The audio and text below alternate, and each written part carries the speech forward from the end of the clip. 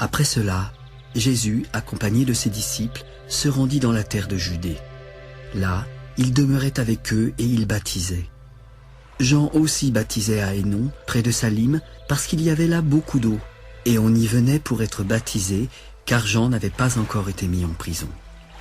Or, il s'éleva de la part des disciples de Jean une dispute avec un juif touchant la purification.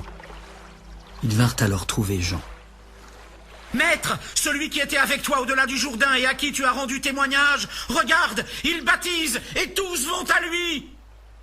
Un homme ne peut recevoir que ce qui lui a été donné du ciel.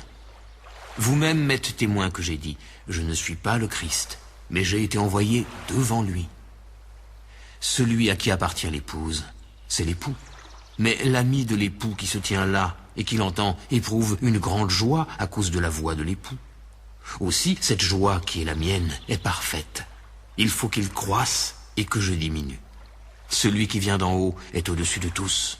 Celui qui est de la terre est de la terre et il parle comme étant de la terre. Celui qui vient du ciel est au-dessus de tous.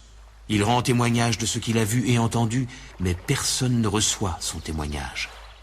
Celui qui a reçu son témoignage a certifié que Dieu est vrai, car celui que Dieu a envoyé dit les paroles de Dieu, parce que Dieu ne lui donne pas l'esprit avec mesure. Le Père aime le Fils, et il a remis toutes choses entre ses mains. Celui qui croit au Fils a la vie éternelle. Celui qui ne croit pas au Fils ne verra pas la